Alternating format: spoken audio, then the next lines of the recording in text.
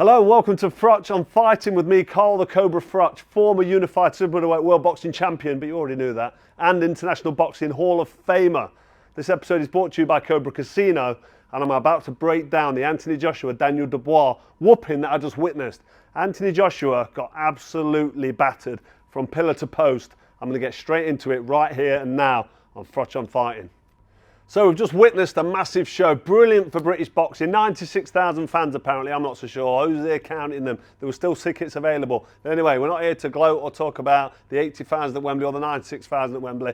First never follows. Anthony Joshua walked to the ring and he looked nervous, he didn't look confident, I didn't like the look in his eyes, he was swallowing and he was walking slowly and it just looked nervous. Daniel Dubois was smiling, Daniel Dubois was enjoying himself, and from the off I just thought, hang on a minute, I feel it in the air tonight, I can see an upset coming. I mentioned it on my Froch along, on Froch on Fighting, my live stream, and from the opening bell, Anthony Joshua, I'm not going to take anything away from Dubois and say Anthony Joshua looked terrible, he didn't look right, he didn't look like his head was in it, because that was a fully trained, he's in with Ben Davison, he's coming off the back of 4 wins, and he knows what to do. That was his 6th stadium fight. That was his 3rd time at Wembley. He's been to 2, 3 other stadiums before, so he knows what to expect. It was Daniel Dubois that should have been the deer in the headlights, the guy that should have been nervous. He should have been the guy to start slowly and have to get going. But he didn't, did he? He came out behind that sharp, solid, poised jab. It's a ramrod jab. Apparently that jab, that left jab,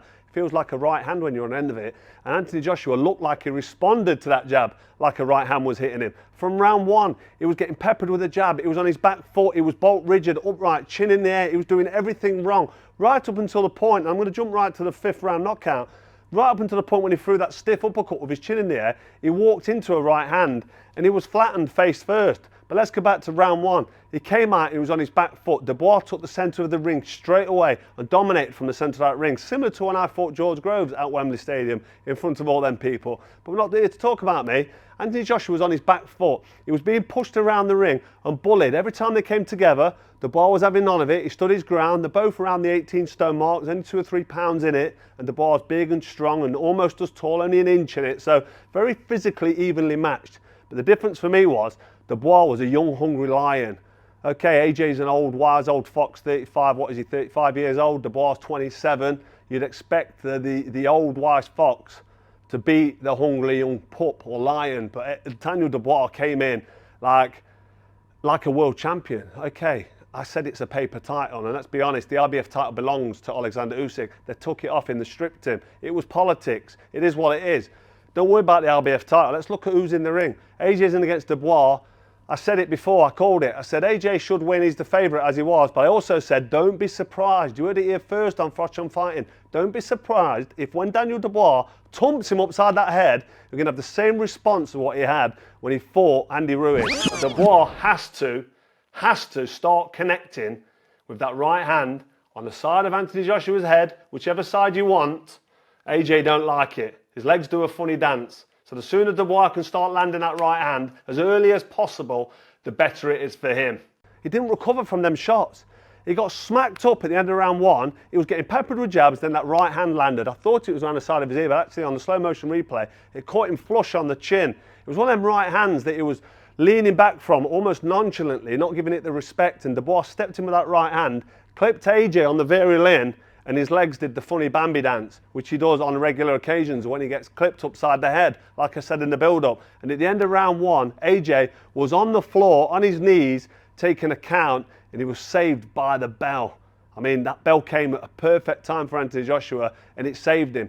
But let's just flow. While I'm flowing, let's keep it going. Listen, round 2, 3, and 4, AJ was on his back foot. He was trying a little bit more, getting a little bit closer, but still walking into jabs, still bolt rigid upright, no real head movement. He started to throw feints round 2 and 3, started to get a bit closer, and he actually started to catch the ball with the odd jab and the odd right hand.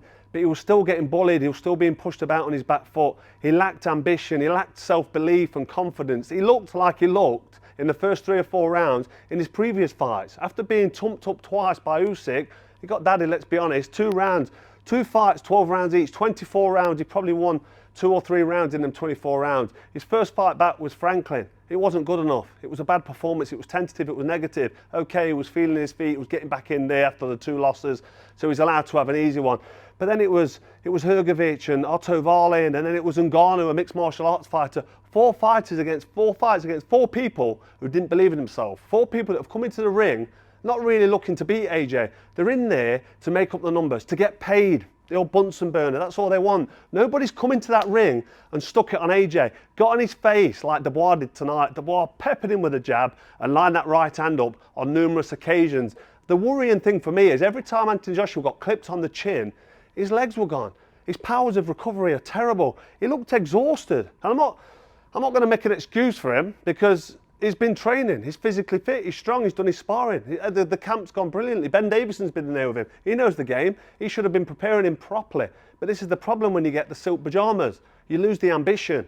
You don't want it anymore. And I just question Anthony Joshua's desire to be in that boxing ring anymore. He's not saying the right things. He's not making the right noises. The body language when he's in there on the ring wall, everything was wrong. And Daniel Dubois really did shine tonight. Not many people resonate with Daniel Dubois. He hasn't really got loads to say, but of late he's had a bit more to say, and his character's coming out a little bit more. He's getting a bit more confident. His personality's growing on me. But tonight you've got to just give him all the respect in the world and all the credit, because he stepped in that ring tonight as an unsure IBF World Heavyweight Champion. The belt was vacated by Usyk. I give it stick. I said it's a paper title. There's only one champion. His name's Alexander Usyk. He's a bad boy, a warlord from Ukraine. He is the undisputed king. Beat Fury twice. He's beat Fury once. He probably beat him twice. Listen, I don't want to make an early prediction, but I can't see Fury winning that rematch. He beat AJ twice. Stepped up from cruiserweight, undisputed king. There's only 2 to do it before him, and that was Holyfield and David Haye. There's not a big list of people that come up from cruiserweight and then do well at heavyweight. But Alexander Usyk's one of the best to do it. And listen, he's the main man in the division. But we're not talking about him. We might talk about him in a minute because Dubois might be fighting him soon. But anyway, back to AJ and Dubois. Dubois put it on him. Round 1, dropped him. Round 2, had him shaky. Did he go down again? I think there was another count, or there was a no knockdown because Dubois pushed him. But 2, 3, and 4, AJ was being bullied. He was being pushed back. He was having no success. And by round 5, he looked like he'd run out of ideas. He looked shell-shocked. He looked like a beaten man. And let's be fair to AJ, he came out in round 5 and had a go. It was almost his last hurrah. And he caught Dubois with a right hand. Dubois soaked it up. His left leg did a little wobble. It was backed up. But Anthony Joshua got greedy. He backed him up and he went forward for it, threw another right hand. Dubois was poised. He was waiting for him. It was in the corner. And if you watch AJ's attack, it was a novice attack. It wasn't even amateur level. It was white collar boxing. It was chin in the air, left arm down here, and an uppercut from here. And as he threw the uppercut with a second class postage stamp on it, let's be honest, you saw that one coming. The right hand clipped him on the chin, and AJ went down face first, arse in the air.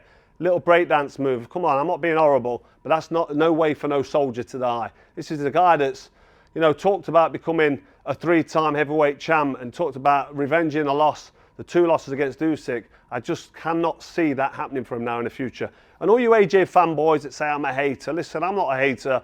I was asked who do I think win. I think Anthony Joshua was going to win that fight. I really did. Do I care if AJ wins? Do I care if Dubois wins? No. What I want the best man to win. The best man on the night. The guy that's put the work in, the hard work and the training and the sparring. You know what I'm saying? And I know a few things about AJ's camp before his departure with his last trainer. Don't want to mention any names. You know what I'm talking about. AJ didn't have that. He didn't have that desire. He's made the money. I don't think he wants it anymore. He shouldn't be boxing because that performance was weak, lackluster. It lacked confidence. He didn't have that aggression in the ring. He didn't have the poise. He didn't have that confidence in his body language. It wasn't there from the ring walk right up until the point he got put face first on the canvas. What next for AJ? You've got to ask yourself, what next for AJ? I don't even know. Listen, a fight with Tyson Fury, I just think Tyson Fury runs rings around him. AJ's punch resistance looks like it's gone. And it's easy for this to sound like a beat down on AJ, and it's not. This is me, from a professional standpoint, giving my opinion. Joe Joyce, listen, we've seen with him, he can take a punch, he's big, strong juggernaut, but his biggest asset was his punch resistance. That's gone now. And Joe Joyce could be an next opponent for Daniel Dubois. I'm jumping around here a little bit, but it's late. I've just done the live stream. I'm excited from what I've seen. I'm not gloating again. I'm not happy that AJ's been beat. Even though I called it, I said, listen, if Dubois sets about him and lands the shots, the fight's over, don't be surprised. But I've got to be happy for Daniel Dubois. He's a young man, he's 27 years old. He's been given a vacant title. He beat Hrgovic, he got elevated to champion. I don't think you're a world champion. The world champion is Usyk. But by going in there tonight and absolutely detonating that right hand on AJ's chin and putting him on that canvas, face first, El Sparco, that's all she wrote, good night Vienna, that for me solidifies Daniel Dubois' place in the world rankings. He is now a bona fide IBF world champion, and he deserves another shot at Alexander Usyk. I don't know who else. I mean, listen, Gerald Anderson from America. There's a couple of good heavyweights out there. Joe Joyce was on there tonight talking at Derek Chisora. I mean, there's people there that will still want to fight because they're going to want the payday. But a serious opponent for Daniel Dubois has to be thought about. Maybe a rematch, maybe that rematch with Usyk, who's getting old. All I do know is, and what I will say is Daniel Dubois is a young, fresh, hungry man who's now world champion, and that was one hell of a performance under massive pressure. And you just got to say, Daniel Dubois, well done to you. You fought like a man who believed in himself. You've got the experience now. You've lost to Usyk. You done you, didn't you? Joyce done you, fractured your eye socket. You kept believing, you stayed in there.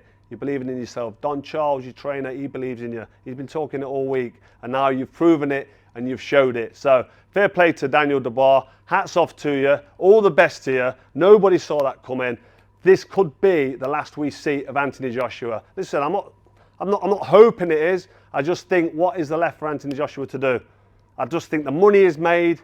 The desire on the way he's talking on the build-up, his body language, his demeanour in the ring, and the fact they just got absolutely wiped out. I just can't see a future now for Anthony Joshua. He certainly don't beat Tyson Fury on that kind of a performance. And the rematch with Alexander Usyk, for me, he doesn't deserve a bite of that cherry. When you've been beat by a guy twice in easy fashion, it's the oldest trick in the book, isn't it? Fight him a third time, fight him a fourth time. Eventually you might get the win.